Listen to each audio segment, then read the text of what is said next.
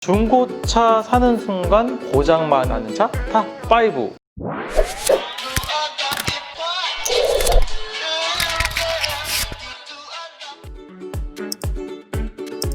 네, 안녕하십니까 여러분들. 네, 구해줘 중고차의 김정호 사장입니다. 자, 오늘의 컨텐츠는 가벼운 영상입니다. 저희가 준비한 컨텐츠는 바로 요겁니다. 중고차 사는 순간 고장만 나는 차 탑5. 여러분들 이제 중고차 사시면서 많이 고민도 하시고, 또 어떤 차를 사야 될까, 또는 어떤 차를 안 사야 될까 고민을 많이 하시잖아요. 저는 철저하게 제가 가지고 있는 견해, 주관적인 견해로 해서 5가지 차량을 준비를 했습니다.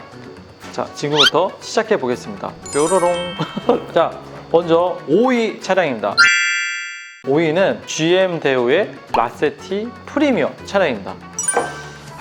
이 라세티 프리미엄, 저희 참 말도 많고 탈도 많고 많이 판매했던 차량인데, 그 라세티 프리미어가 여러분들 좋아하시는 분들도 계실 거예요. 이제 후속의 모델인 크루즈라는 차량이 있죠. 근데 라세티 프리미어는 총 엔진이 3가지 라인업이 나오는데 1600cc, 1800cc, 2000cc 디젤이죠. 2.0까지 총 엔진 라인업은 3가지입니다. 근데 자, 여기서 모든 차가 다 고장이 난다 안 난다를 떠나서 제가 느꼈던 정말 주관적인 말씀을 드리려고 합니다. 첫 번째, 라세티 프리미어에서 자주 고장나는 것 중에 하나, 라디에이터 팬 커넥터입니다. 라디에이터 팬 커넥터 같은 경우에 고장이 잘 납니다.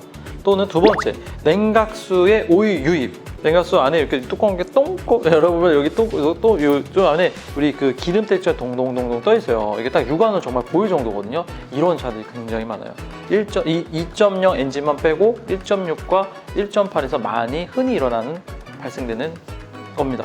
세 번째, 이제 가장 중요하죠. 뭐니 해도 이게 미션을 빼놓을 수가 없습니다. 보령 미션입니다.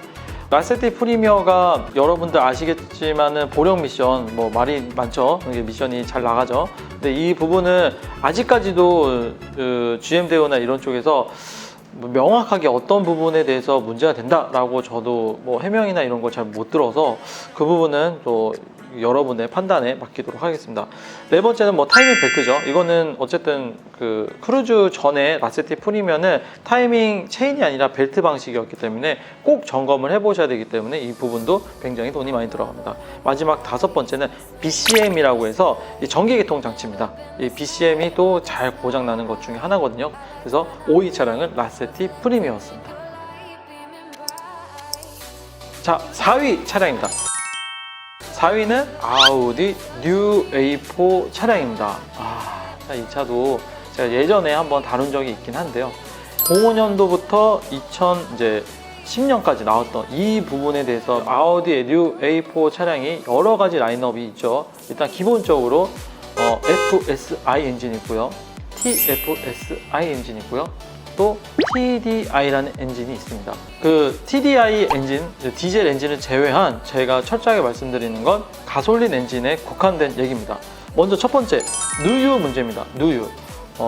아우디 차량 같은 경우에는 누유 문제가 빈번하게 발생을 하는데요. 특히 크랭크 리네라라고 하는 이 뒤쪽에 로커암 커버 쪽이 있습니다. 이쪽에서 굉장히 빈번하게 누유 문제가 발생됩니다. 거의 없다고 보시면 안 될 정도로 다 있다고 보시면 됩니다. 또한 누수 문제입니다. 냉각수 누수 문제가 굉장히 심각한데요. 실제로 아우디 A4 같은 경우에는 냉각수를 먹습니다. 엔진오일도 먹고요, 냉각수도 먹어요. 참 배가 고픈 차예요. 둘 다 잘 먹어요. 도대체 얼마나 처먹는 게야? 흐르기도 하고 잘 먹기도 하고 참 칠칠 맞은 차량 같습니다. 제 생각에. 혹시라도 주관적 견해이기 때문에 오해는 안 하셨으면 좋겠습니다. 세 번째는 하체 소음인데요. 아우디 A4 같은 경우에 또 A4만 국한된 건 아니라 A6 같은 A7도 마찬가지인 게 이 하체 부분에 대해서 소음이 많이 발생이 됩니다. 특히 뭐 로우암이라던가 또는 링크 관련된 뭐 부속품이 굉장히 경화되거나 또 약해진 부분들이 많기 때문에 굉장히 하체 소음이 뭐 요철을 지나가거나 이럴 때 소음이 많이 발생됩니다. 또한 뭐 A6 같은 경우에는 또 A4도 마찬가지거나 MMI라고 해서 MMI 문제가 많이 발생이 되고 있고요. 뭐 밈이라고도 하죠. A6 같은 경우에 자바라라고 해서 뒤에 머플러 이렇게 숑 보면 뒤에 쪽에 자바라가 이렇게, 자바라 잘 모르시는 분도 많으실 거예요. 자바라가 이렇게 해서 잘 터지기도 하고요. 이음새 부분이 잘 망가지기도 합니다. 자바라 문제가 많고요. 또한 엔진에 아까 말씀드렸던 TFSI 엔진 같은 경우에 냉각수 온도가 올라가서 썸머스탯이 잘 망가지는 경우도 많기 때문에 이 점 때문에 제가 4위 아우디 A4를 주게 되었습니다. 3위입니다. 3위는 뭘까요, 여러분들? 예, 바로 미니 쿠퍼입니다. 제가 일전에도 참 많이 말씀드렸던 차인데 귀여운 이미지와는 정말 다른 미니 쿠퍼 차량인데요. 이 미니 쿠퍼는 모든 전 세대를 말씀드리는 건 아니고요. 제가 말씀드리는 건 2세대에 국한된 얘기라고 보시면 될 것 같습니다. 1세대는 제가 패스할게요. 1세대 모델은 할 말이 너무 많아서 그건 넘어가도록 하겠습니다. 시중에 제일 많이 돌아다니는 미니 쿠퍼가 2세대 모델이기 때문에 2세대 모델에서 어떤 부분이 많이 고장이 나냐, 아까 전에 아우디 A4에서 만났던 썸머스탯이라고 해서 그 냉각수 게이지가 있습니다. 그 미니 쿠퍼 같은 경우에는 썸머스탯이 거진 그냥 100%까지는 아니지만 한 5, 60% 정도의 빈번할 정도로 정말 썸머스탯이 잘 나가신다고 보시면 될 것 같아요. 또한 브레이크 오일 누수, 또 인테이크 호수, 그 다음에 고압 펌프 이렇게 같이 고장이 잘 납니다. 그러니까 저희 생각했을 때 여러분들이 미니 쿠퍼 하면은 고장도 잘 안 날 것 같고 여러 가지 명차이기도 하고 전 세계에 정말 많이 팔린 차라고 해서 차는 좋고 이럴 거라고 생각하겠지만 여러분 이거 다 거짓말하는 걸 아시죠? 예, 중고차를 다루는 저 입장에서는 또 제가 판매했던 많은 부분에서 봤을 때는 고장이 정말 잘 납니다. 귀여운 이미지와는 전혀 상반된 미니 쿠퍼 차량입니다. 대망의 2위 차량인데요. 이 차량은 바로 벤츠 C클래스 W204 모델입니다. 205 아니에요. 204 모델입니다. 이제 구형 컴프레션 모델이라기도 하고 여러 가지 라인업이 나오죠. 이제 CGI 가솔린 모델도 있고요. CDI 디젤 모델도 있습니다. 제가 왜 그 벤츠를 C클래스 2위로 뽑았냐라고 하면은 한마디로 정리해드리면 이 말씀을 드리고 싶어요. 뭐냐면 벤츠는 센서가 민감하고 수리비가 비쌉니다. 그러니까 예를 들어 보면 미니 쿠퍼에서 썸머스탯이 나와서 썸머스탯 수리비가 50만 원 정도 나왔다라고 하면은 벤츠는 한 70만 원, 80만 원 정도의 수리비가 나옵니다. 그렇기 때문에 체감상 여러분들이 느꼈을 때 똑같은 부품에 똑같은 부속이라고 해도 벤츠가 조금 비싼 건 여러분들 맞다고 보시면 되실 것 같습니다. 특히 이제 센서 부분이 많이 민감하고 또 이런 어떤 기계적인 장비에서 굉장히 안전도에 굉장히 높이 하다 보니까 벤츠 브랜드가 가지는 어떤 메커니즘을 정확히는 잘 모르겠지만 ESP 모듈 같은 것도 굉장히 잘 나가고요. 이제 핸들 조향과 관련된 부품입니다. 두 번째는 워터 펌프 같은 거 잘 나가고요. 또 이제 CDI 경우 CDI 디젤 차 같은 경우에는 인젝터가 굉장히 잘 나갑니다. 나간다는 표현이 고장이 난다고 보시면 되실 것 같습니다. 그래서 마지막 하체 부분도 있는데요. 하체 부분도 똑같이 아우디 A4와 비슷하게 로어암이라던가 어퍼암, 그 다음에 링크 부분 이런 부분이 굉장히 잘 고장이 나고 소음이 많이 발생이 됩니다. 전체적으로 벤츠를 2위에 선정을 해드린 건 고장나는 빈도는 같으나 차가 아무래도 수리 비용이 많이 나오기 때문에 그 부분을 여러분들에게 알려드리고 싶어서 2위에 올렸습니다.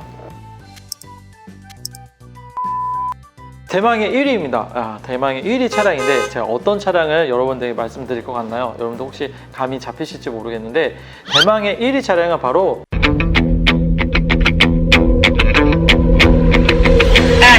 쌍용의 액티언과 액티언 스포츠 차량입니다. 참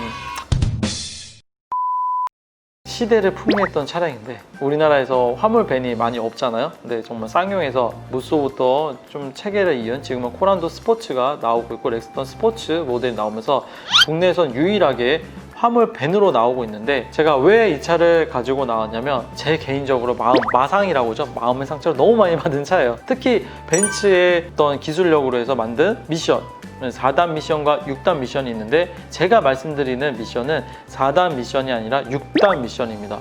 정말 수리점에 미션집이 불티나게끔 차 입고 많이 시켰고요. 미션이 툭 하면 나가서 정말 밟기가 무서울 정도로 미션이 정말 너무너무 잘 나가는 차량이에요. 이거는 정말 잘 모르겠어요. 왜 그렇게 고장이 잘 나가는지 모르는데 또한 이게 또 말이 또 벤츠에서 어떤 기술력이라고 정말 이렇게 해서 모르는지 몰라도 수리비가 어마어마합니다. 너무 비싸요. 정말 그래서 그 쌍용의 액티언 스포츠에서 또는 액티언에서 미션이 나갔다라고 하면은 이 차는 거의 끝.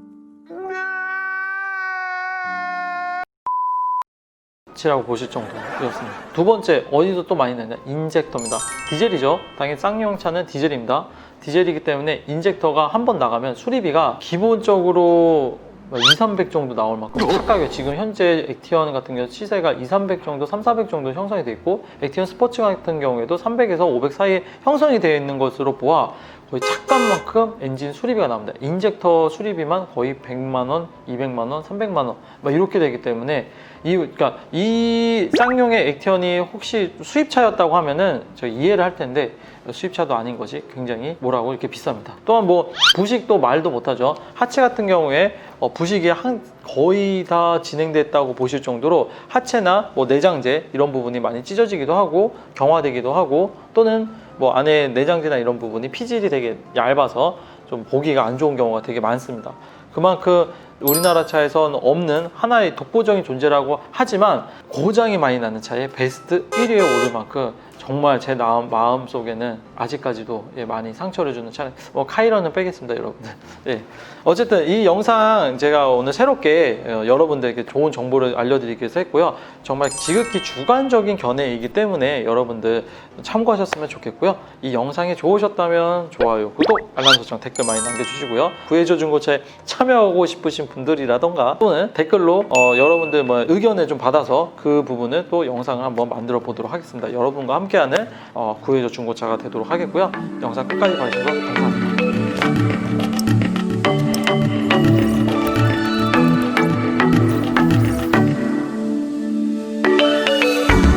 When the doors are closed